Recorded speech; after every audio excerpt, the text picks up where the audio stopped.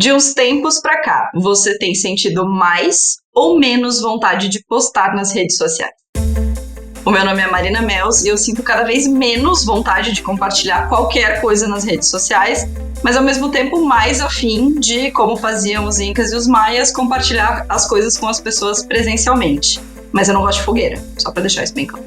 Bom, meu nome é Hector Muniz e eu tenho tentado me tornar cada vez mais interessante offline para tentar ser minimamente interessante online, se é que isso faz sentido na cabeça de vocês. O meu nome é Larissa Guerra e eu sou pessoa cronicamente online que vê cada vez menos graça em compartilhar coisas com os meus arrobas. O Rec, como é mais conhecido, ele fez essa pergunta algumas semanas atrás para uma plateia do qual eu e a Marina fizemos parte, e ele alugou um condomínio inteiro nas nossas cabeças. E hoje, no Donas da Porra Toda, a gente sim abriu uma das nossas raríssimas cotas para ouvir um homem, sim, um exemplar da espécie homens, nessa discussão sobre fadiga de redes sociais e o quanto o nosso comportamento online tem mudado nesses últimos tempos. Boas-vindas ao Donas da Porra Toda. Donas da Porra Toda. Só em 2025, nós já sobrevivemos. Atenção! Imagens de IA imitando o estilo do Estúdio Ghibli. Morango do amor. Stories no Instagram com pessoas pedindo pro chat GPT qual é a sua bênção. Eu não caí, gente, não tem condição.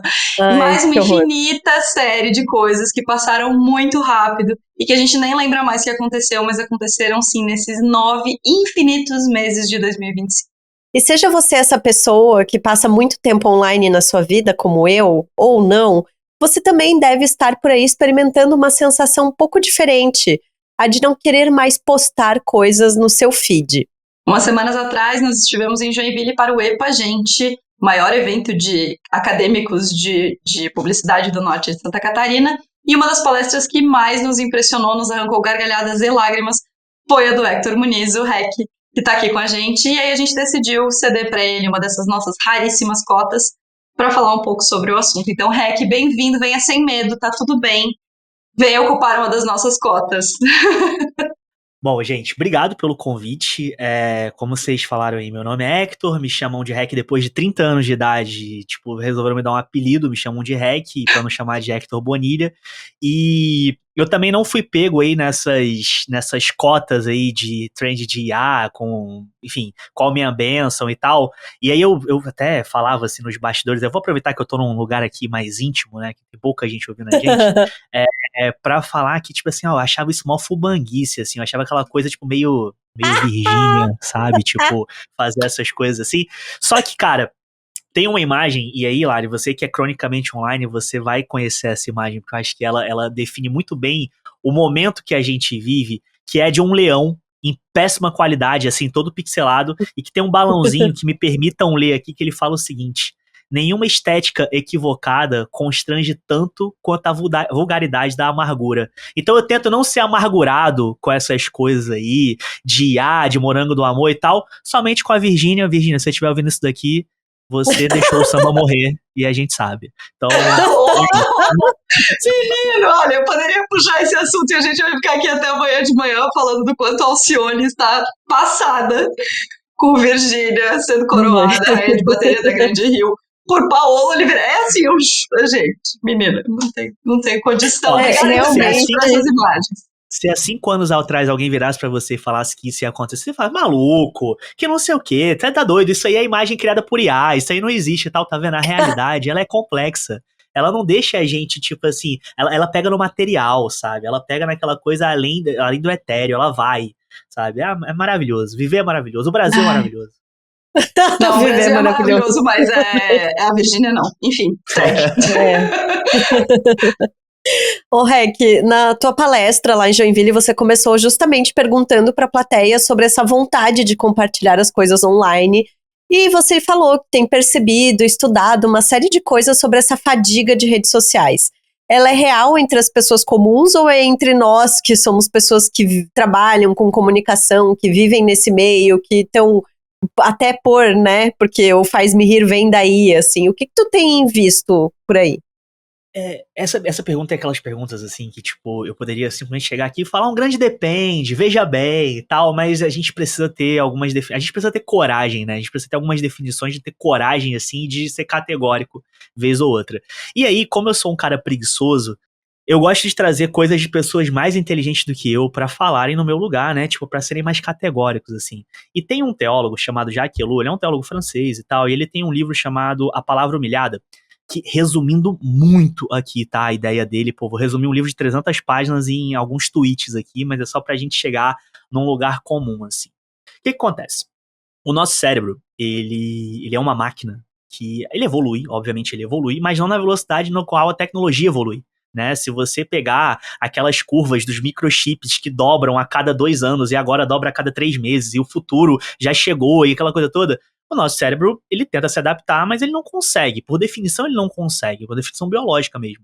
E o Jacques Ellul, ele fala nesse livro dele, que é, se eu não me engano, na década de 70, ele fala o seguinte, o texto, se você salvar um arquivo em um Word agora no teu computador, o texto ele tem um tamanho de kbytes, né? São kilobytes, né? Então quem fez aula de informática ali, quem foi criança, classe média baixa, que teve aulinha de informática, lembra que 1 byte são equivalentes a 8 bits. Né? Então, quando você tem um arquivo de texto, você tem 1000 bytes, então você tem 1000 unidadezinhas daquela dali, formando cada caractere e tal. E o cérebro, o HD do teu cérebro, para absorver aquela informação, guardar aquela informação, ele consegue guardar muito mais texto do que qualquer outra coisa. A foto, se você tirar uma foto agora do teu telefone e salvar, você vai ver que a foto ela tá em megabytes, né? Então, tipo, é 10 a sexta, é 1 milhão de bytes, poxa, já botou mais 1000 aí nessa equação. Se a gente for pegar um vídeo, são gigabytes. Se você for baixar, se você é da época da pirataria, não recomendo que você faça isso, pelo amor de Deus, mas se você é dessa época, quando você baixava um filme, você vê que qualquer filme, qualquer vídeo, ele tem gigabytes. E o que isso diz pra gente?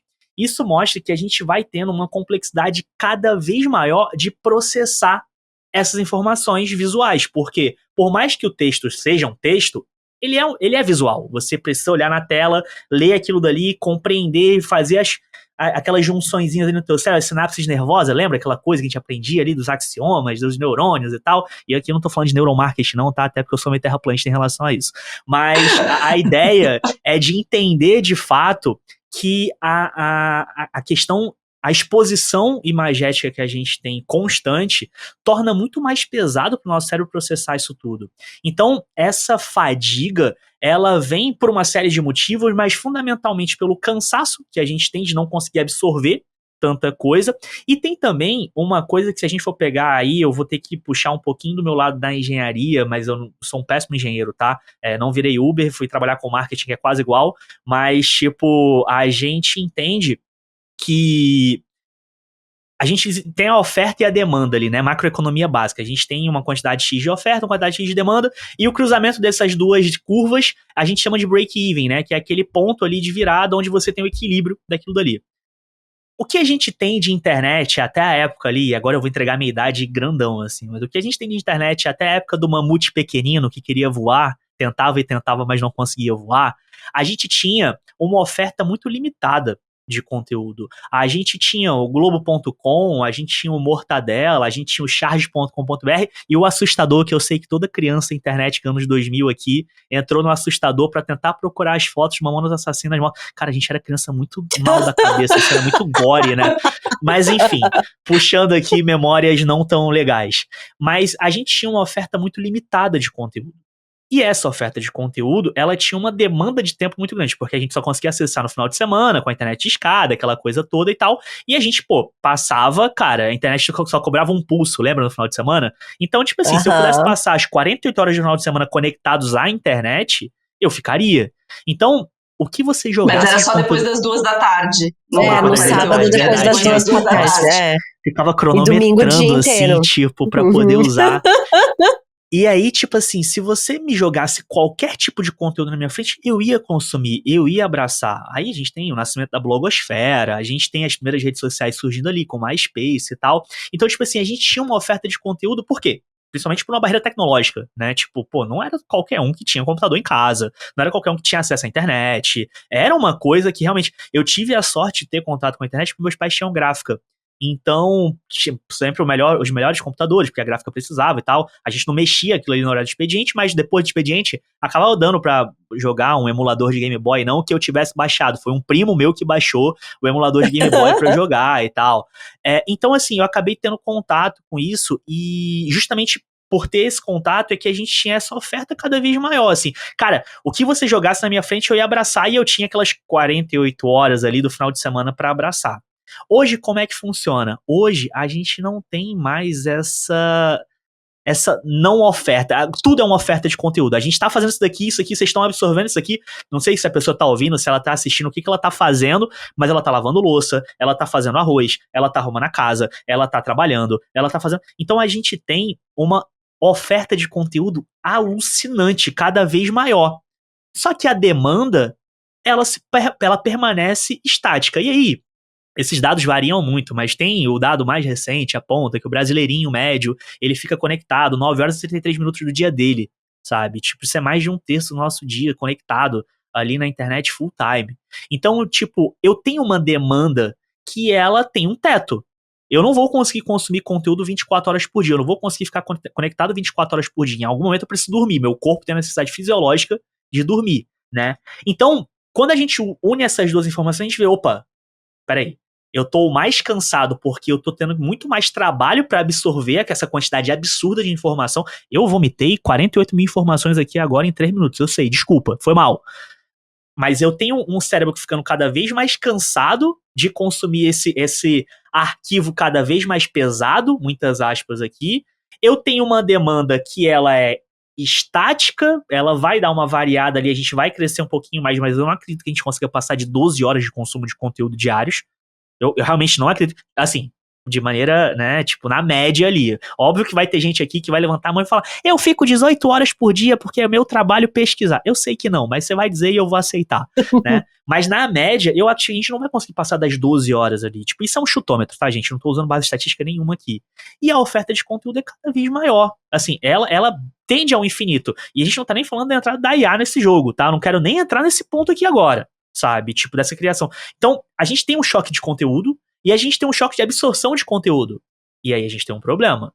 Essa fadiga que a gente sente, essa vontade de se desconectar, de não mostrar o que a gente está fazendo, é justamente por isso. Porque a gente tem essa necessidade quase que fisiológica de falar, cara, dá um tempo aí. É o teu corpo pedindo pra, pô, segura um pouquinho, por favor, sabe? Acho que é isso. Uhum. Rec, e eu tá falando sobre esse excesso de conteúdo, excesso de tempo que a gente fica, mas eu acho que também entra um componente, assim, de pensar de algoritmo, e aí eu vou puxar um pouco a sardinha, isso nem tá no roteiro, tá, gente, mas eu vou puxar também pra a sardinha, assim, pro lado que eu vivencio no meu trabalho, e que eu tenho visto muito, porque eu trabalho com live streaming, né, e o que eu tenho percebido são as pessoas também cada vez mais cansadas de procurarem o que assistir. E como eu faço programação em live das 5 da manhã até as 10 da noite no meu trabalho, eu vejo usuários que ficam de fato o dia inteiro ali assistindo o que você entregar pra ele, porque ele não quer ter que pensar no que ele vai assistir, assim, sabe? Não sei se tu também percebe um pouco isso, se é algoritmo, se é excesso de notificação. O que eu tenho visto também, muita gente reclamando do TikTok, que tá inundado de propaganda, de oferta, de consumo, né? O que mais TikTok, entra nesse caldo? Desculpa, só um parênteses aqui, mas o TikTok Shop, ele matou a minha experiência de usar TikTok, assim. Eu realmente não consigo mais, sabe? Tipo, porque... Não, saturou. Eu já não tava tão afim. Eu entrava no TikTok pra... É foda falar. Pode falar foda? Foda-se, falei. Porra, é donas da porra toda. Donas da porra toda, tá tudo bem. Mas, gente, é porque, né, eu sou o homem aqui, então eu tenho que manter meu lugar também, tenho que baixar minha bola. Mas, assim, tipo, o TikTok era meu momento de descompressão mesmo, assim, porque era o momento que eu ia... Cara, eu gosto muito de cozinhar, né, e eu tenho uma tara por faca, assim, tipo, eu realmente gosto muito de facas, né, tipo, de cozinha e tal. E eu segui uns caras que eles faziam conteúdo de amolar a faca. E eu achava aquilo dali... Era meu momento de descompressãozinha total, assim, que era tipo assim, cara, o equivalente a não pensar, sabe? Eu só ficava vendo as facas assim, e o cara pegava uma faca toda fodida do fundo do rio, e ele fazia aquela faca cortar um tomate assim, sem fazer força. Eu achava aquilo magnífico. Agora eu não consigo mais, porque tipo, quando tem um vídeo de faca, é associando a uma daquelas facas que vende na Shopee de R$ 30, assim, que você sabe que a faca não dura, não dá pra cortar um pão com ela, sabe? Mas enfim, só esse parênteses rápido aqui, como matou a experiência. Mas assim, falando de algoritmo, e aí aqui me permita dar mais uma carteirada de engenheiro, mas o algoritmo, basicamente, ele trabalha com a engenharia da atenção. E quando a gente fala de engenharia da atenção, a gente está falando principalmente de probabilidade, estatística e probabilidade. E o que que é o que que é o algoritmo, assim, falando numa lógica mais geral, porque, sinceramente, altera muito pouco, assim, a galera tende a criar essa concepção meio mágica, meio maluca, de que existe um algoritmo para cada coisa na internet e tal, mas os algoritmos, eles funcionam de uma maneira muito parecida, óbvio que muda a especificidade de acordo com o comportamento do público e o comportamento de cada plataforma. O TikTok é uma plataforma de descoberta, o Instagram é uma plataforma de relacionamento, o WhatsApp é uma plataforma de relacionamento também. Então você percebe que, por mais que não tenha algoritmo no WhatsApp, mas eu acho importante falar dele, você percebe que existe um comportamento esperado por trás de cada plataforma e o algoritmo se molda a isso. Mas basicamente o algoritmo, ele é esse conjunto de regras que decide o que aparece no nosso feed e quando. Ele é otimizado para o nosso tempo de tela. Se ele é otimizado para o nosso tempo de tela, significa o seguinte: quanto mais tempo de tela eu der para uma determinada coisa, mais chances eu tenho de querer consumir aquela coisa. Como eu falei aqui, eu dei o exemplo das facas, que eu gosto. Então, tipo assim, ele já entendeu que o que ele empurrar de faca para mim, eu tenho uma chance muito maior de consumir. Só que qual que é a questão? Ele funciona por tentativa e erro. Ele não vai acertar sempre. Vai vir um conteúdo de faca que eu não vou querer, eu vou passar direto. E ele vai entender, porque toda ação que a gente faz é uma ação que o algoritmo entende. São o que a gente chama ali de interações ocultas, né? Porque eu não tenho, por exemplo, o número de pessoas que passaram o dedo na tela na hora que eu fiz um Reels, na hora que eu fiz um TikTok. Eu não tenho o número de pessoas que prendeu a tela, que parou ali para ler a informação ou ler a legenda que estava na tela. Eu não tenho essas informações, a plataforma tem, né? Ela não me dá, porque esse é o santo graal dela. Se ela me desse, seria maravilhoso, a gente não estaria nem conversando aqui, que eu estaria milionário agora com o meu relógio, o meu fone. É porque agora a social media tem todo um lifestyle aí que tem que seguir, tô tentando chegar, mas não cheguei lá ainda. Mas enfim. Então, assim, como que isso funciona, já que eu entendo, né? Tipo, como é que ele prende? Ele usa o que a gente chama de reforço variável. Quem fez isso, essa teoria do reforço variável, é um cara da teoria dos jogos, é o Skinner. Eu não lembro o primeiro nome dele, eu vou ficar devendo, eu posso pegar depois e mandar pra vocês. Mas, basicamente, é o seguinte: às vezes eu vejo um post incrível e às vezes eu vejo um post lixo, que eu não quero. Essa intermitência é o que mantém a gente tentando mais uma vez. É o mesmo princípio de uma máquina caça-níquel, sabe? Tipo, não sei se vocês já tiveram a experiência de jogar a maravilhosa máquina caça-níquel, mas é isso, você apostou teus 25 centavos ali, e aí, tipo assim, cara, perdi uma, mas na próxima eu vou apostar e eu vou conseguir. E na próxima eu vou apostar e eu vou conseguir. É uma lógica, e a galera do conteúdo trabalha meio com isso agora. Eu tô falando aqui, eu tô pensando nisso agora. Porque a galera fala muito isso, assim, não, você tá a um vídeo do teu próximo viral. Você tá a um vídeo e é meio que uma lógica caça-níquel, porque o conteúdo, ele é feito dessa forma, pra gente ter esse momento ali, tipo, esse retorno muito... E, pô, por favor, outra coisa aqui, que eu sou muito terraplanista, eu não vou falar de dopamina aqui, porque eu acho que a galera, tipo, dá uma viajada no tema, assim, tipo, de falar que tudo é culpa da dopamina, a dopamina virou um grande vilão, assim. Calma aí, também, eu não sou neurocientista, não sou estudioso da área, mas eu já acompanho já li algumas coisas e eu sei que não é bem assim que funciona, mas a lógica, justamente, é esse reforço variável, né? Então, é um loop de recompensa. A gente tem um gatilho ali de tédio, de tipo assim, não tô sem nada pra fazer e tal. E a gente tem uma ação, que é abrir o feed e rolar o feed infinitamente. E a gente tem essa recompensa variável, que enquanto eu tô falando aqui com vocês, pode ser que eu tenha recebido um direct que vai mudar minha vida. Ou pode ser que eu tenha recebido um like da Anitta. E esse like da Anitta vai... Da Virgínia. A gente acabou de falar bem dela aqui. Eu já saí nos stories da Virgínia, tá? Eu sei que vocês têm inveja disso, mas eu já saí nos stories da Virgínia. E tu falas isso com orgulho, só que... eu venci na vida.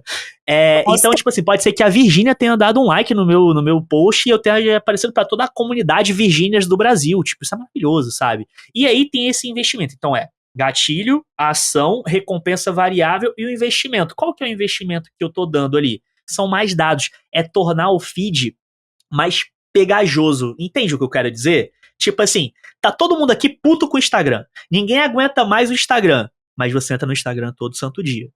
Ninguém aguenta mais a notificação do WhatsApp, mas sem o WhatsApp as pessoas vão achar que você foi sequestrado, sabe? Ninguém aguenta mais o TikTok, mas se você não entrar no TikTok pelo menos uma vez por dia, você não viu qual é a próxima trend. Percebe? Eu tenho muito essa relação com o Twitter. Eu já fui famosinho aí há muito tempo atrás no Twitter com aquelas piadas de péssimo gosto e tal, fui cancelado, não procurem porque não tem registro nenhum disso na internet, mas eu fui cancelado com razão na época, eu fiz uma piada muito ruim, e tipo assim, cara, eu era muito ativo no Twitter criando. Depois que isso aconteceu, eu comecei a consumir muito Twitter, mas aí mais como um lurker, né, que é essa galera que só consome conteúdo, faz parte daqueles 99% que só consome conteúdo. E eu percebo muito, cara, tipo assim, se a primeira coisa que eu faço no meu dia é pegar meu telefone e abrir o Twitter, o meu dia tende a ser uma desgraça, sabe? Tipo assim, é muito... Tem uma correlação direta pra mim, tá? Não tô falando que isso é pra sociedade, não. Mas pra mim tem essa correlação muito direta. Justamente porque o feed do Twitter, ele já tá tão acurado. Pô, eu tenho o Twitter há, sei lá, quase 15 anos. O meu feed já tá tão treinado porque eu quero, porque eu gosto, que ele é pegajoso, sabe? Então a gente percebe o quê, cara? Consumir o máximo de tempo possível nesse tempo consciente. E a gente começa a perceber que não é um bug, não é um defeito, é um modelo de negócio dos caras. O plano de negócio dos caras faz parte disso, sabe? Então, quando o feed ele acerta o que a gente quer consumir, não é engenharia. Não é tipo assim, ai não, cara, isso aqui não é magia, sabe? É de fato um negócio pensado para isso. E aí, é muito simples a gente ver isso, cara. 96% do faturamento da Meta vem de anúncio. Ponto. Acabou. O modelo de negócio dos caras é esse. Nós, usuários, a gente é um parasita dentro da plataforma. Eu até brinco em curso, em aula e tal, que eu falo o seguinte, cara, eu sou uma agência. Em tese, uma agência, ela é uma coisa que a Meta não quer no ecossistema dela. Por que vocês acham que as ferramentas de agendamento do Business Meta Suite e tal são uma bosta? Porque pra Meta é como se, muitas aspas aqui, uma pessoa representasse 30. No caso, uma agência tem 30 clientes, vai. Então, tipo assim, eu tô tirando, muitas aspas, 30 pessoas de dentro da plataforma, e eu tô substituindo essas 30 pessoas. Então, todas as plataformas que tentam emular essas pessoas, não é que vai ser penalizado e tal, mas não vai ser tão fácil de você utilizar. Agora, vocês já fizeram um anúncio alguma vez na vida de vocês? Se não fizeram, pô, que sorte, mas, cara, o gerenciador de anúncios do Facebook, goste você ou não, ele funciona. Saca? Tipo, e ele funciona muito bem. Por quê? Porque é o modelo de negócio dele dos caras. Então, pro Facebook, pra Meta, uma agência representar o orçamento de 30 clientes, maravilhoso, vem. Eu quero que você represente 40, eu quero que você represente 100, sacou? Mas no geral é isso, é o modelo de negócio dos caras. Então, esse reforço variável que eu tô falando aqui, justamente para trazer essa coisa da escolha, é justamente porque o nosso cérebro, ele odeia perder a próxima recompensa. Então ele sabe que se ele ficar um pouquinho mais, o próximo conteúdo vai ser muito bom. Cara, tava falando isso eu tenho uns amigos que eles são muito desconectados da internet. A própria Gabi, minha noiva, ela é muito desconectada da internet, assim, é meio engraçado. Porque eu tô o dia inteiro conectado, vendo mil coisas e tal, e eu falo, você viu isso? Aí ela, não, quem são essas pessoas? O que você tá falando, sabe? É muito engraçado, assim, é uma dicotomia muito grande. E a gente troca muita ideia e tal, e eu acabo mostrando muito pra ela as coisas que estão acontecendo. E aí, cara, é muito doido, porque naquela época do vídeo do Felca, que ele falando do Ítalo Santos e tal, ela veio me perguntar, porque o vídeo do Felca chegou nela, assim, tipo, meio que junto, que realmente explodiu bolhas ali e tal. E ela veio me perguntar, cara, você conhecia esse Ítalo Santos? Aí eu falei, amor, eu conhecia, porque esse cara é um cara que se você passar muito tempo online, invariavelmente vai chegar alguma coisa dele pra você, sacou? É meio que a Virgínia. A Virgínia, eu não sigo a Virgínia, mas tudo que eu sei da Virgínia chega até mim através de outras pessoas quando eu tô muito tempo online. Então, você vai percebendo que essa recompensa ela não funciona tão bem como dizem, mas a gente fica nessa expectativa. Falei pra caramba, né, gente? Desculpa aqui, eu tô tergiversando demais, foi mal. Não, tudo certo. Eu queria voltar só para um ponto que eu acho que é importante, assim, que é a tua pergunta inicial da palestra e a nossa pergunta aqui do episódio, né? Que é por que a gente está postando menos? Acho que a gente está postando menos porque estamos fadigados, você explicou muito bem esse sistema, seja ele dopaminérgico ou não, mas assim, esse sistema de recompensa, de engenharia. Mas eu acho que tem algumas coisas um pouco mais, talvez, subjetivas do que isso, ou talvez que a gente tenha um pouco mais de dificuldade de ler. Por exemplo, quando você fala do número de horas que a gente passa e dos bytes e dos gigabytes e do nosso processamento, assim, eu fico pensando muito que existe o nosso processamento consciente e o nosso processamento inconsciente. E eu acho que é no inconsciente que mora o babado, assim. Que é se conscientemente a gente sente cansaço, fadiga, sono, ou falta de sono, né, todas essas coisas, a gente também tem uma série de camadas de coisas inconscientes que batem na gente, que são a comparação, a forma da gente de entender as coisas. Você falou de escolha, a gente vive um paradoxo de escolha bizarro, a gente não sabe mais se a gente quer as coisas ou se o algoritmo está dizendo que a gente tem que ter aquelas coisas. Às vezes, já aconteceu com todo mundo, de você comprar uma coisa, chegar na sua casa e você falar, gente, mas eu nem gosto disso. Por que eu comprei isso aqui? Maldita Shopee, Temu, sei lá, essas lojas. Então, eu acho que tem uma coisa do inconsciente que é muito pesada e que a gente que trabalha com comunicação pensa muito sobre. Mas talvez as pessoas que estão nos ouvindo, as empreendedoras, as pessoas que trabalham com coisas que passam muito longe do marketing, talvez não tenham tanto essa consciência que a gente tem do quanto isso impacta na nossa vida, do quanto o nosso consumo digital impacta na nossa vida. E aí, respondendo a pergunta de por que eu acho que a gente está postando menos, a minha resposta é: eu estou postando menos porque eu estou cansada. Mas eu estaria mentindo se eu também não dissesse que eu não estou postando menos, porque eu acho que o senso estético e de interessância das redes sociais coloca todo mundo num lugar de insegurança bizarro, achando que a sua vida não é interessante, não é bonita, que a luz não tá boa, que o celular não tem uma câmera boa, e tá todo mundo correndo atrás do próprio rabo, comprando celular para produzir conteúdo, né?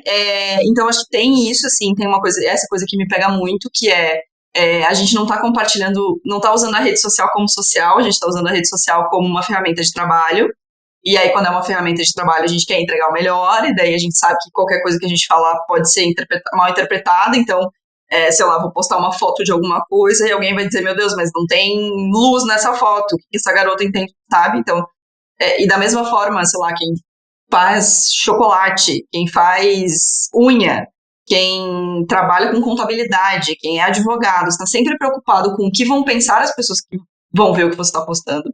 Que também é uma outra brisa, porque é uma ilusão de que vai todo mundo ver e, tipo, gente, a gente é bem mais insignificante do que isso. Mas eu acho que tem essa camada que é muito importante, assim, a gente está deixando de postar as coisas. Por que a gente está deixando de usar a rede social como rede social?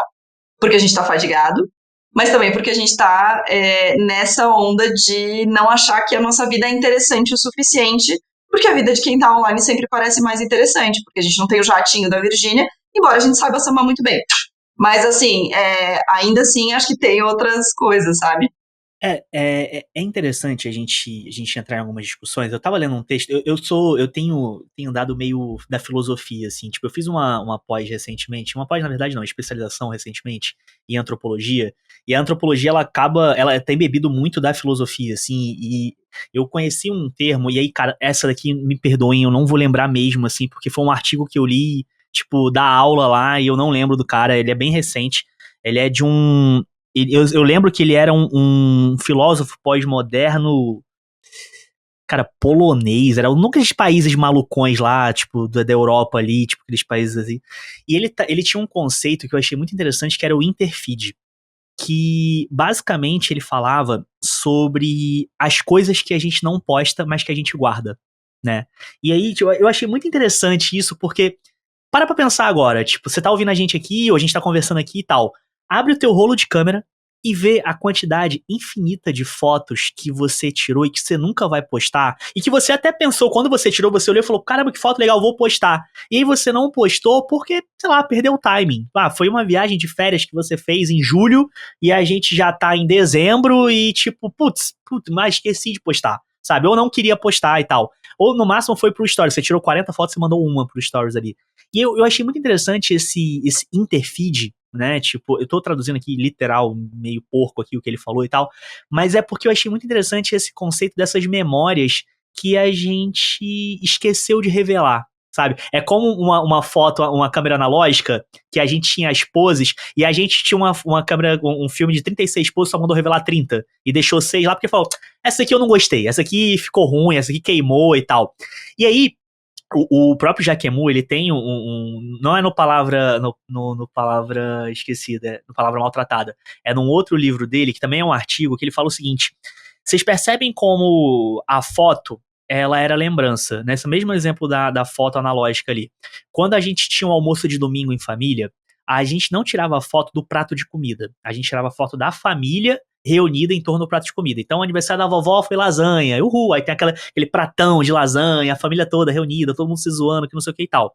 Essa foto, se você olha, você fala, puta, esse dia foi legal, aniversário da vovó, foi lasanha, adoro lasanha, não sei o que e tal. Hoje, a gente tira foto do prato de comida justamente para poder comunicar e não mais para lembrar. A foto deixou de ser lembrança e passou a ser comunicação, sabe? Então, essa relação do postar menos não é só pelo cansaço. Tem todo isso que a gente já falou, do cansaço e da predisposição e da fadiga, que não sei o que e tal, mas tem também esse ponto que você trouxe muito bem, que é o da comunicação. É tipo assim, cara, eu não vou postar isso daqui porque eu não quero comunicar isso daqui. Ou eu não vou postar isso aqui porque eu acho que isso aqui não é uma comunicação efetiva, não vai trazer um retorno efetivo, não vai trazer o número de likes, não vai trazer o número de views. Mas calma aí, cara, você nem trabalha com isso, por que você tá com essa preocupação, sabe? Isso. Tipo assim, isso não vai te trazer R$ 1 a mais ou a menos, você não vai ganhar uma oportunidade de trabalho, tipo, porque você postou um arroz com ovo no teu feed, sabe? Tipo, então, é interessante a gente perceber esses movimentos, assim, e aí, me permitam aqui fazer uma crítica ao nosso mercado, tipo, como alguém que faz parte desse problema também. Me dói muito não perceber quando estão usando marketing e propaganda comigo e eu tô só engolindo aquele marketing, aquela propaganda sem questionar e sem criticar que aquilo é marketing e propaganda. Vocês abriram o episódio falando da trend do Estúdio Ghibli, que não sei o que e tal, e aí a galera saiu replicando, é bonitinho, é legal, que não sei o que. E para além do papo, tipo assim, de usar a obra do Miyazaki, né, Miyazuki, não sei o nome dele, tipo, para além de usar a obra do artista sem a autorização dele, me dói a gente não criticar aquilo ali como uma peça de propaganda, sabe? Tipo assim, por quê?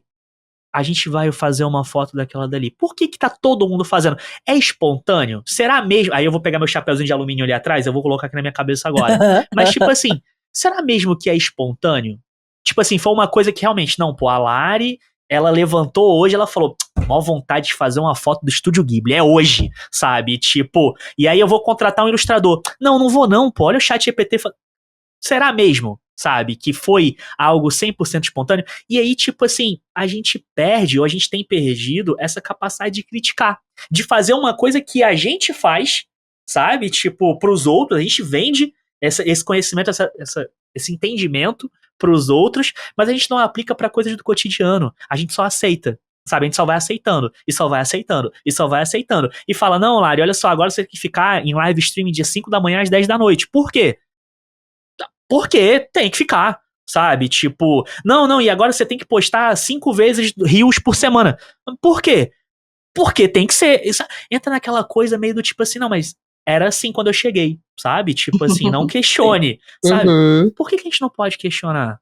Por que a gente não pode discutir? Por que é feio discutir essas coisas? Por que é feio postar a foto do prato de comida do arroz com ovo, sabe? Tipo, e discutir essas coisas são muito mais fundamentais, a gente não discute. Por que e aí eu vou dar uma militada aqui agora, mas por que falar de regulamentação de rede social é algo que ofende tanto toda uma classe de trabalhadores, assim? Por que a gente falar que é ruim sim uma IA substituir o trabalho de alguém? Não tô dizendo que é certo ou que é errado, mas é ruim substituir o trabalho de alguém. Mas a gente só discute isso quando começa a bater água no nosso rabo, né? Tipo assim, enquanto não tá aqui, beleza. É aquela clássica, né? Tipo, primeiro vieram, levaram os designers e eu não liguei. Depois vieram levar os fotógrafos e eu não liguei. Depois vieram os artistas de Estúdio Ghibli e eu não liguei. Aí agora que chegou em mim, eu vou ligar? Sabe? Tipo assim, por que a gente tá perdendo essa capacidade? E aí, eu tenho uma resposta, chapeuzinho de alumínio, mas que eu acho que a gente pode falar mais pra frente, enfim. Mas, resumindo muito, é também por design, é também por definição. A gente hoje tem plataformas que guiam e padronizam o nosso gosto, padronizam o nosso consumo. A gente é visto enquanto o que consome e não enquanto o que pensa e o que cria, mas sim enquanto o que consome. Melhor microfone, melhor telefone, melhor isso, melhor aquilo tudo, sabe? E justamente por isso a gente entra numa lógica de individualização cada vez maior e para de pensar em coletivo. E quando a gente para de pensar em coletivo, a gente não tem tempo de discutir ou criticar, a gente só tem tempo de aceitar. sabe? E você perde a capacidade de pensar. E aí, tipo assim, desculpa, você vai ser substituído por um IA. Porque se você não tem mais a capacidade de pensar e de criticar o que você faz, você é só uma geleia ambulante que replica coisas, sacou? Nossa, pesei o clima, foi mal. A gente falou que não ia falar de IA, sabe, Rec? Porra! Queria falar sobre esse conceito do detox digital e da ideia de ficar cada vez mais offline. Eu confesso que tenho um pouco de ranço, porque me soa muito como um privilégio, assim, sabe? Para boa parte da massa trabalhadora que hoje está online, que está ali divulgando seu trabalho, etc. Ou que, e aí eu tô falando mais em termos profissionais, assim. Você meio que precisa fazer parte disso aí, porque senão você some, né? Não tem mais lista telefônica, o boca a boca, tipo, por mais que eu, a Marina, a gente tem amigas que a gente troca, tipo, ai, me indica uma médica, me fala tal coisa, me recomenda tal produto, um serviço e tal. Como vem essa ideia, assim, o detox digital, ele é uma alternativa de fato? É legal você falar dessa questão de ser até um recorte de classe, assim, porque invariavelmente a gente vai bater nisso, né? Tem um economista americano chamado Thorstein, eu não sei se é exatamente assim que fala o nome dele, porque eu só li, né? Então, tipo, nunca me falaram o nome dele, não me apresentaram. Se ele estiver ouvindo o programa e quiser mandar um áudio para as meninas depois colocar Beijo pra ele. O Thorstein Vleben. E ele tem o nome do livro dele é Teoria da Classe Ociosa, e que ele fala muito desse consumo conspícuo, que basicamente é o seguinte: hoje, não consumir e ter tempo é um sinal de status, é um sinal de luxo, né? Tipo, e a gente tem toda aquela coisa do kit lushing, não sei o que, aquela coisa toda e tal, mas de acordo com ele, nesse livro, ele fala que à medida que a economia ela avança, e obviamente com a economia, toda a questão da propriedade privada e tal, se torna parte fundamental da vida econômica, principalmente no final do século XIX, ali mais ou menos e tal. E a gente começou a se preocupar com a ostentação de símbolos de status, né, ou comportamentos e não mais de coisas. Porque o status deixou de ser em cima de um pedaço de terra, ou uma máquina, ou serviçais, e passou a ser acima de coisas, não, peraí, pô, eu tenho melhores roupas, eu tenho melhores comidas, eu tenho acesso a coisas que você não tem, né? Então, eu gosto muito dessa tua crítica, Lari, porque ela vai muito de encontro a uma crítica uma crítica que eu concordo muito, que é daquela série da Netflix Minimalistas, né? Tipo, sinceramente, é muito fácil ser minimalista quando você é um cara branco, americano, com o poder de compra que os caras têm, pô. Vai ser, tipo, pô, não tem como, sabe? Tipo, eu não consigo, pô, não dá. Eu queria muito ser minimalista, mas queria muito ter nascido rico também. Fora que aqui é América Latina, né? Sabe, tipo, é igual, e é interessante a gente ter essas discussões, porque você vê que até os recortes geracionais, eles entram muito nessa lógica também. Pô, baby boomers, como é que você vai aplicar um baby boomers no Brasil, pô? Não tem como. Que guerra que a gente teve aqui, a Guerra do Paraguai, foi a última, tá ligado? Então, tipo assim, não tem como a gente fazer esse recorte geracional nesse mesmo aspecto, não tem como importar essas pautas. Mas eu acho interessante a gente falar justamente dessa questão do offline como status. Porque por que a classe trabalhadora ali, tipo, e aí, pode botar aqui, mais uma vez aqui, o ativista falando aqui, mas por que a classe trabalhadora, ela precisa estar tão online, que não sei o que e tal? Porque cada vez mais a gente tem, isso vai estar numa das minhas dicas lá no final, da onde eu tirei isso, a gente tem uma migração do que a gente entende por capital valor, que é capital palpável, para um capital nuvem, que é esse capital informacional, capital de dados.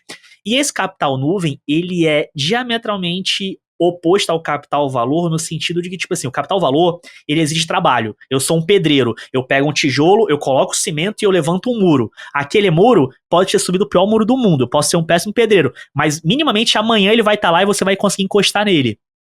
Eu, enquanto marqueteiro digital, tipo assim, eu vou fazer... Vocês me contrataram, eu vou ser social media da dona da porra toda agora, e eu vou fazer o post mais brilhante da história do perfil de vocês. Vai sair agora e todo mundo vai curtir, vai elogiar, que não sei o quê. Amanhã foi esquecido. Sabe? Então, o capital nuvem, ele se apoia muito no valor experiência e não no valor trabalho do que a gente está entregando. Então, se ele está se pegando no valor experiência, o valor experiência é algo que eu nunca vou conseguir entregar por inteiro. Porque A minha experiência hoje é uma, amanhã é outra. E ela tá diretamente ligada ao meu humor, ao meu repertório, a uma série de coisas que você não consegue acessar, mas você está contratando. E o Capital Nuvem, ele se apoia fundamentalmente em quê? Em serviço.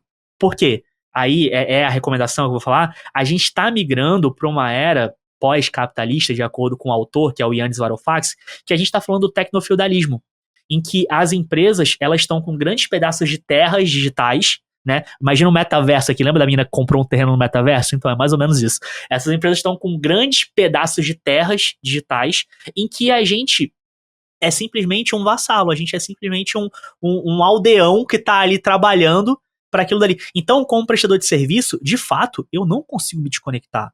O detox, ele é algo extremamente, talvez eu esteja sendo extremamente exagerado aqui, mas ele é algo elitista sim, sabe? Cara, nós somos classe trabalhadora e somos pobres, galera. Chá revelação, uhul, chá revelação. Eu não consigo passar um mês sem trabalhar ou sem receber meu salário. Por mais que eu tenha um dinheiro guardado, por mais que eu tenha um colchão de segurança, tipo assim, eu até consigo, acho que um mês eu consigo, 2 eu já não consigo, sacou? O 3, então, ferrou. E a gente tá vivendo cada vez mais essa migração de modelo econômico, de fato, sabe?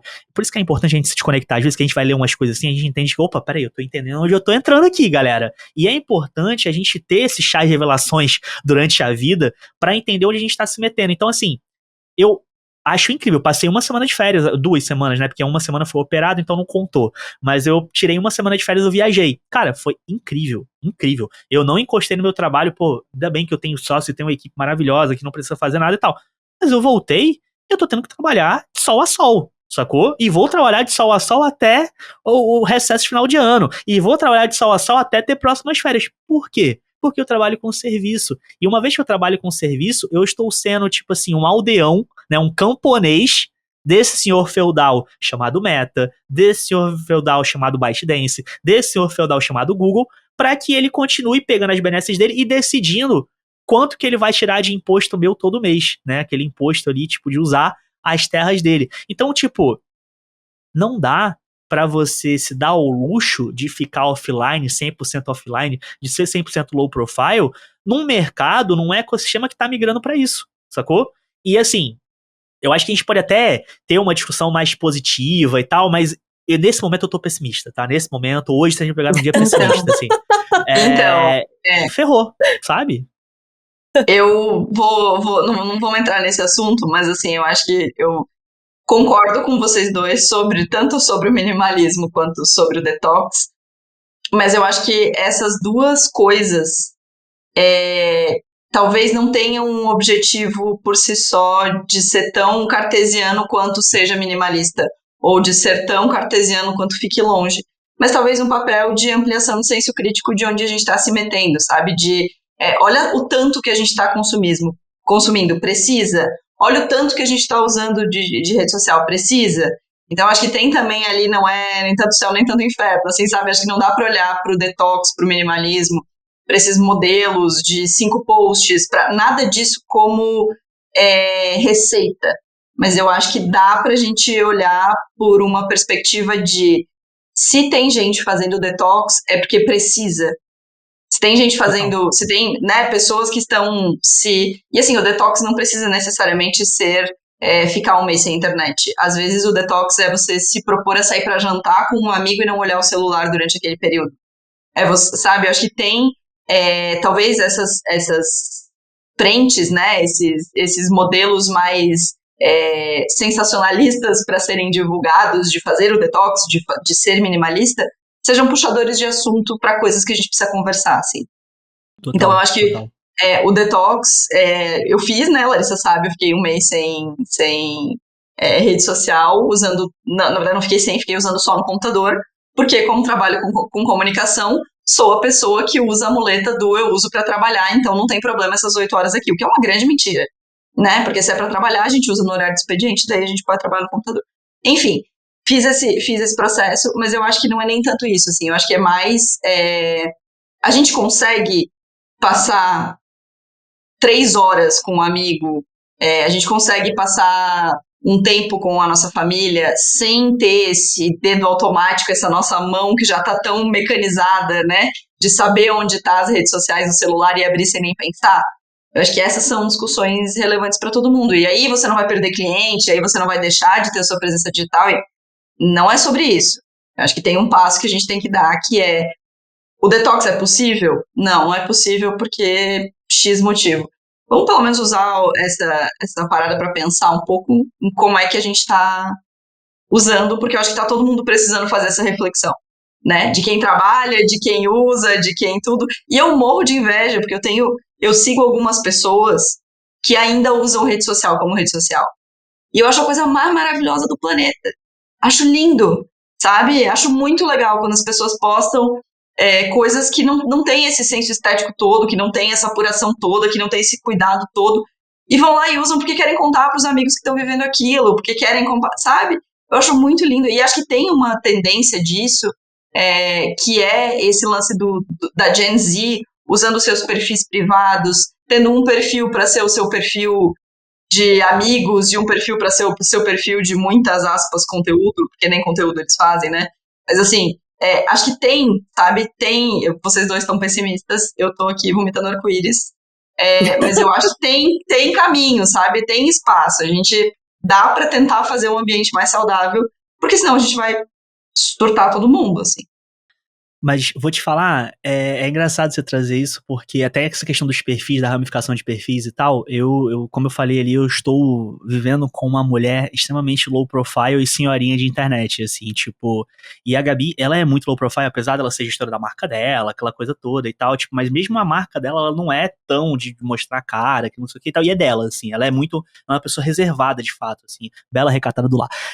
Então, tipo assim, eu tenho aprendido muito com ela nesse processo, nesse relacionamento que a gente tá e tal. Eu tenho aprendido muito com ela. E uma das coisas que eu tomei de decisão quando a gente começou a ficar mais junto e tal, de fato, eu tinha o perfil da Coco e tinha um perfil pessoal ali, que era um perfil pessoal que eu acabava invariavelmente compartilhando coisas da Coco. A galera, pô, via palestra minha e ia me seguir no perfil pessoal e eu deixava, foda-se, nada a esconder, eu sou um livro aberto, uhul, sabe? Tipo. E, cara, a gente começou a namorar e tal, uns meses depois eu tava numa mentoria que eu fiz lá e o cara me falou, pô, cria um perfil teu, cara, de trabalho, que não sei o que, além do perfil da Coco, porque isso, o perfil da Coco cresceu muito e eu não tinha mais a liberdade, já tinha a equipe atuando, eu não conseguia, e eu gosto muito de criar conteúdo, e eu não conseguia mais, e aí eu criei o Hack da Coco, né, que foi um perfil que, tipo assim, cara, foda-se, é um perfil de trabalho, mas é um perfil, foda-se, eu trabalho, eu posto o que eu quero, eu tô falando pela Coco, eu tô falando como alguém da Coco, mas não pela marca Coco, eu tô falando como o cara que trabalha na Coco e é um dos sócios, sacou? E tem sido uma experiência muito maneira, porque, tipo assim, tirou muito desse problema das pessoas estarem acompanhando minha vida que eu não quero, não quero, tipo assim, galera, uhul, pô, vocês são legais, são meus alunos, vocês me seguem, vocês gostam de mim, pô, obrigado pelo carinho, mas a minha vida é minha vida, sabe? Tipo assim, não quero, não Os contem. melhores amigos também, né, Rec? Antes ainda dos perfis, os melhores Eu amigos. assim, ó, eu Exato. sou a cachorrinha do Close Friends, tá? Não, mas, cara. Mas não tipo é pra assim, beijar na boca, porque você sabe que Não ela não é. faz mais isso.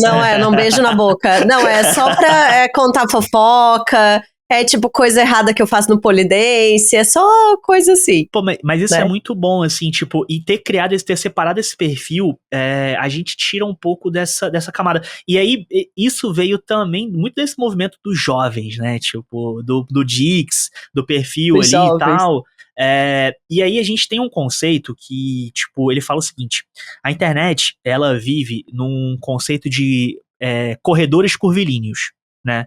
O que são corredores curvilíneos? São corredores que eles não têm uma quina, então eles são meio que eternos. Você vai sempre embrenhando por eles ali e você não para tomar uma direção, você só vai seguindo aquele fluxo ali. Quando a gente fala de detox, o meu conceito de detox não é um detox parar total como eu fiz agora nas férias. Eu nem parei total, eu respondi coisa no Slack, respondi e-mail também, tá? Não vou mentir, eu até respondi vocês durante as férias. Mas, tipo assim... Excelente atitude, inclusive. Parabéns. Façam isso, respondam. Mas, tipo assim, é o conceito de curvas de 90 graus, sabe? Tipo assim, ao invés de ficar nesses corredores curvilíneos que a gente só vai seguindo o fluxo ali e seguindo, fazendo aquele loop ali, o corredor de 90 graus é ter essa fricção deliberada, sabe? eu tenho o meu momento sagrado. Não é porque a Gabi vende café e ela tem um café maravilhoso, o melhor café do Brasil, cupom ex-BBB no site, 15% de desconto. Mas, é porque eu tenho um momento sagrado, 3 da tarde, que é a hora, eu já me conheço. Pô, eu trabalho, desde os meus 16 anos de idade, eu trabalho pra alguém, trabalho pra outras pessoas, então eu já me conheço suficientemente pra saber. De manhã, eu sou uma ameba. Não conte comigo de manhã, eu sou muito ruim. Muito ruim. Até umas 11 da manhã, eu sou, cara, inerte, assim, eu tô, olhando pro teto. 3 da tarde, o meu cérebro começa a funcionar, e ele começa a funcionar no talo, assim, tanto é que é meu momento de entregar, eu passo o dia inteiro cozinhando pra entregar as coisas a partir de 3 da tarde, aí de 3 às 18 eu sou uma máquina.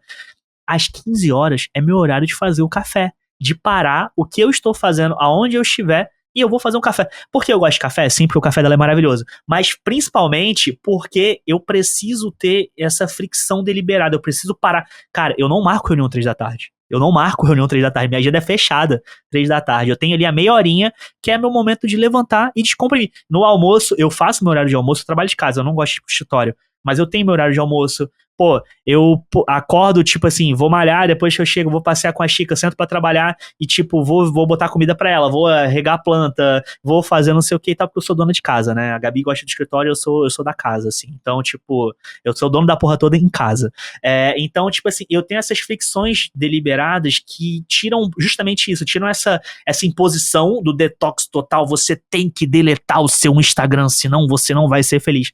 Desculpa, eu já tô viciado, não consigo. Foi mal, me entreguei pras drogas pesadas, é isso, experimentei e não consigo mais viciar. Mas eu tenho tentado, por exemplo, eu voltei muito a ler, né? Eu tenho tentado acordar e ao invés de pegar o telefone e abrir o Twitter, porque ler o Twitter também é ler, tá, gente? Também não vamos aqui botar esse pedantismo intelectual de achar que só Machado de Assis é leitura, sabe? Saber o que a Virgínia fez no dia anterior também é leitura.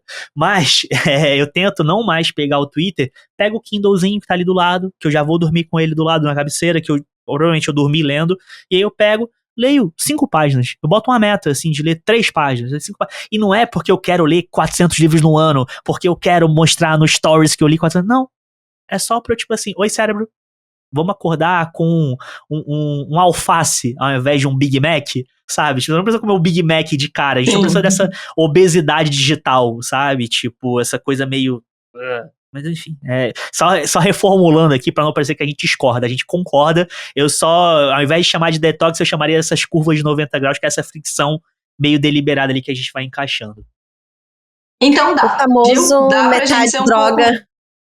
Metade droga, metade salada, droga, no fim das contas. Gente, vamos pra mesa de bar, porque daqui a pouco o nosso editor vai matar a gente. Daí a gente perde o editor. Foi mal, editor. Bruno, a gente te ama. Bora pra mesa de bar.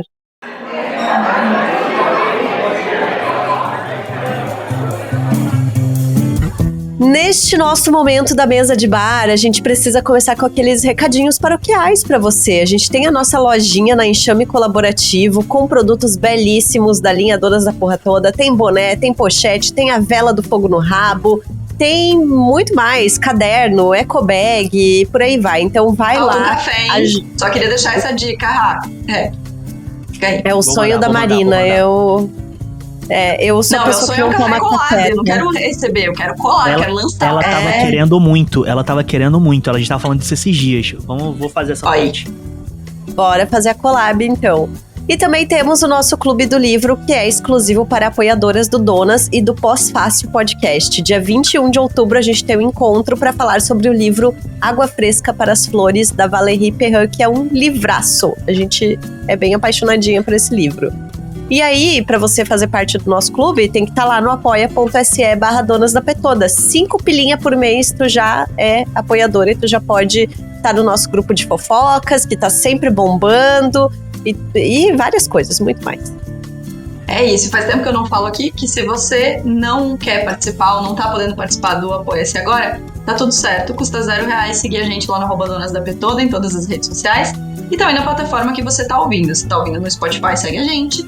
E provavelmente tem uma caixa de comentários aí, então você pode comentar se você tá viciado, se você tá na droga ou na salada. Conta pra gente continuar trocando. Antes de passar a palavra para o Rec e a gente entender como é que a gente continua falando com ele, eu quero mandar 2 beijos. Um beijo é pra Nicole Tamires, que eu encontrei outro dia aqui em Blumenau. Ela levou um susto quando me viu e foi engraçadíssimo. Mas ela mandou um beijo pra você, Lari, também. Disse que é nossa ouvinte. Eu não a conhecia, foi ótimo conhecê-la. Então, um beijo pra Nicole. Quero também mandar um beijo pra Marina Medeiros, minha amiga que está de aniversário essa semana. Eu perguntei pra ela o que ela queria de aniversário e ela me disse que ela queria um beijo no Donas. Foi o presente de aniversário mais barato que eu já dei na vida. Então, Marina, um beijo, senhora, uma senhora. É isso. Reg, vamos lá. Conta pra gente como é que a gente continua te ouvindo, como é que a gente segue trocando com você sobre todas essas coisas, por favor. Cara, eu falo muito, né, gente? Desculpa. Desculpa, editor, desculpa, plateia. Plateia que veio de Guaraguacetuba. Mas então, eu separei aqui algumas coisas, assim, tipo, antes até de falar. Você me encontra no Rec da Coco, no Agência Coco, e a gente tá no TikTok, tá no YouTube. Por favor, acompanhe a gente nas lives. Eu quero fazer o YouTube dar certo. Eu estou muito focado em fazer o YouTube dar certo. Então, toda me chama. De 10 a meio-dia, a gente tá fazendo livezinha lá, fazendo react, conversando com a galera sobre o nosso mercado e reagindo a coisas que estão acontecendo. Mas eu separei aqui, eu gosto sempre, tipo assim, de dar dicas de coisas para as pessoas consumirem, se elas quiserem, porque o meu trabalho no final é curadoria de conteúdo, é o que eu faço na minha vida. Gente, é uma lista, tá? É uma lista, pega um lápis aí, pega aí que ele roubou no jogo e assim, ele mandou um monte de coisa. Preciso ressaltar que essa lista vai estar na newsletter para as apoiadoras do Donas, tá? Então eu vou botar o cupom do café, então vai ter cupom exclusivo de café. Chique! Ó, mas vamos lá. Pra assistir, eu tô muito apaixonado, porque eu sempre ouvi falar e eu nunca consumi, e agora eu comecei a consumir e vale todo o hype. Todo e qualquer documentário do Eduardo Coutinho. O Eduardo Coutinho é um dos maiores documentaristas do Brasil, assim, cara. O primeiro que eu assisti dele foi o Edifício Master, que eu não sei se vocês já viram, mas se vocês não viram, por favor, vejam, porque é uma obra-prima. E nesse momento que a gente tá falando aqui de aceleração, de fadiga, de não sei o que, é muito engraçado ver que foi filmado no início dos anos 2000. Ver como, principalmente o carioca, e eu sou o carioca, ele falava mais devagar. E a gente vê muito a penetração do smartphone, da internet, desse consumo desenfreado de conteúdo, fazendo esse paralelo. É muito doido observar essas coisas, assim. Observem quando vocês assistirem coisas mais antigas, como as pessoas falavam mais devagar, como era mais pausado. Isso é muito louco. E ele tem também o grande clássico dele, que é o Cala Marcado Pra Morrer, que, meu irmão, que bagulho absurdo. Que coisa genial, assim, que coisa sensacional. Pra ler, eu tenho minha nova bíblia, que eu estou recomendando pra todo mundo e eu recomendo pra vocês também, que é o Tecnofeudalismo, do Yanis Varoufakis, que foi esse livro que eu citei ali, do Capital Nuvem e tal. Galera, leiam tanto pra ter uma definição de um futuro presente que a gente tá vivendo agora, quanto pra ter um vislumbre também de um futuro que pode ser que dê certo, pode ser que funcione, a gente tem aí um caminho. E eu trago também um livro para pessoas ansiosas e que gostam de, tipo assim, procrastinar as coisas da vida, que é um livro do Dino Buzzati, que é um dos maiores romances da literatura italiana, que é O Deserto dos Tártaros. Cara, que livro incrível, apaixonante, magnífico, maravilhoso. Para ouvir, eu trouxe aqui o Caro Vapor 3 do Dom L. O Dom L é meu rapper favorito e eu gosto muito do Dom L, principalmente que ele traz uma nova MPB aí no meio desse rap e é um som muito diferentão. Pra conhecer, cara, usem Missô. Eu estou apaixonado por Missô, usando Missô em tudo na minha vida. Eu amei essa dica, muito bom. Brigadeiro, ovo, já fiz tudo aqui em casa com Missô. A Gabriela não aguenta mais, eu tenho que acabar com o Missô que tá na geladeira, porque vem muito. Então, tipo assim, usem se você quiser também, eu te dou Missô. Mas usem Missô na cozinha, maravilhoso. Café Tassinari, tipo, pô, fazer aquele mexendo, porque eu preciso pagar meu casamento. Então, comprem bastante café. Quanto mais café vocês comprarem, menos trabalho e mais tempo pra ser detox, fazer detox digital eu vou ter. Então, me ajudem a fazer meu detox digital. E, cara, pra fechar, um perfil no Instagram que eu conheci há um tempinho, tem uns 15 dias mais ou menos, mas eu estou apaixonado pelo conteúdo dela, que é da Carol Lardosa, que ela fala de moda consciente. Ela fez um conteúdo falando sobre as roupas que a gente veste no transporte público e o que elas dizem sobre a gente e sobre o nosso... Mano, obra de arte, absurdo. Era aquele tipo de coisa que eu falei, caralho, assim... Foda. A Carol Lardosa, acho que o arroba dela é esse, Carol Lardosa, tudo junto ali, vai estar aqui na descrição, vocês procurem. Incrível, fantástico, maravilhoso, obrigado e desculpa por falar tanto. A Marina sabe, esses dias eu até mandei alguma coisa sobre esse tema de roupa e transporte público, porque como eu não tenho mais carro e eu ando ou de ônibus ou de bicicleta, o meu vestuário mudou completamente esse ano, assim. E é muito perceptível que é, óbvio, por conta dessa mobilidade. Mas enfim, eu quero muito fazer um episódio sobre isso, tá? Tá alugando aqui um ônibus inteiro na minha cabeça. Eu acho que ela falaria fácil sobre isso, assim. Ela é uma estudiosa da área da moda e, tipo, ela também é antropóloga. Então, tipo, eu acho que ela tem um repertório aí sinistro pra trazer. Boa, muito boa. Vai lá, Lari, suas dicas. Eu vou com 2 dicas, uma de uma cantora que ela é chilena, radicada no México. Eu não conhecia, se você já conhecia, venha me contar, que é a Mon Laferte. Ela tem uma estética assim meio Madonna na época de erótica, de Vogue também.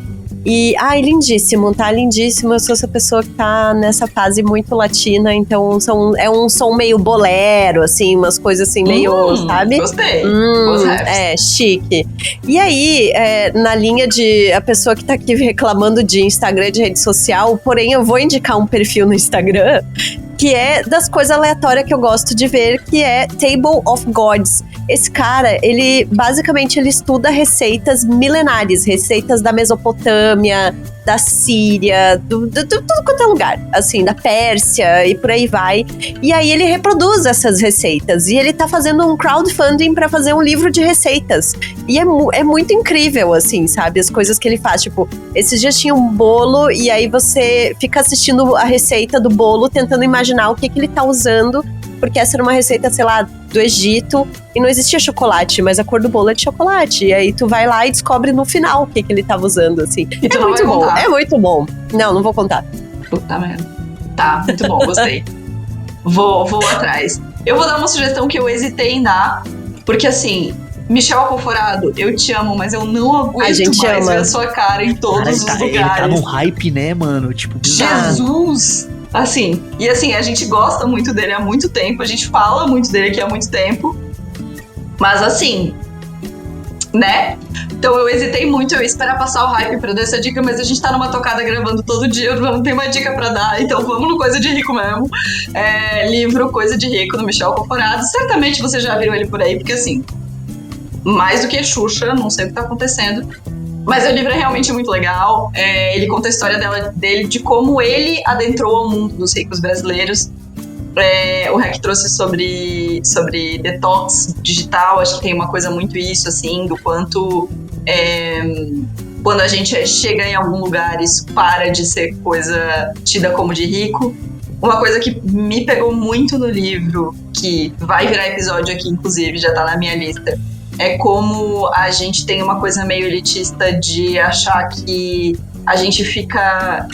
a gente passa batido por essas coisas, e na verdade a gente tem muitos símbolos que nos colocam nesse lugar de ostentação de virtude, de ostentação de progressismo, né, de várias coisas. Então, acho que o livro dele é muito feliz, ao não ser um livro sobre necessariamente os endinheirados, como ele fala, mas eu acho que ele é um pouco além disso, assim. Ele é um livro sobre símbolos e signos de diferenciação, que ele, enfim, resume como uma coisa de rico, assim. É realmente um livro muito bom.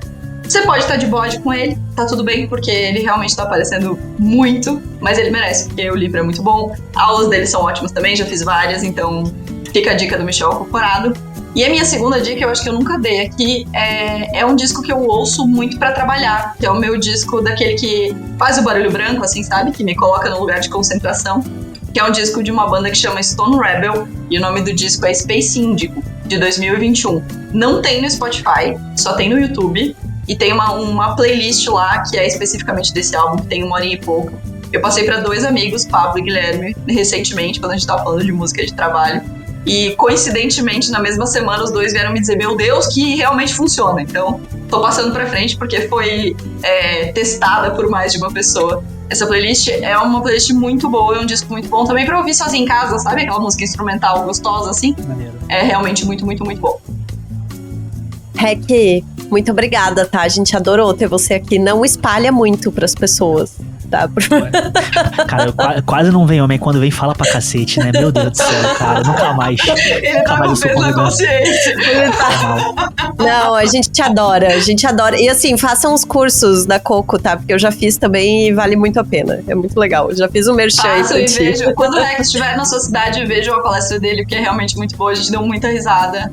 E assim, 10 de 10 de carisma, 10 de 10 de conteúdo. Então tá tudo bem, Rex. A gente continua te amando. E se quiserem me chamar aí pra falar de outras coisas, eu tô aí também. Agora eu vou me convidar. Se vocês deram abertura, só chamar. Conteúdo já eu falo muito.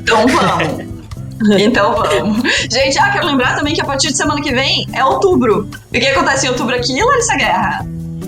Vai começar a putaria. Outubro é mês de sedução e relacionamento. Vamos começar uma temporada de episódios sobre isso. Então, semana que vem, entramos nesse rolê. Beijo, gente. Tchau. O Donas da Porra Toda é uma produção independente. Produção, roteiro e apresentação, Larissa Guerra e Marina Mels. Edição e tratamento de áudio, Bruno Stolf. Mais informações no site www.donasdapetoda.com.br ou nas redes sociais no @donasdapetoda.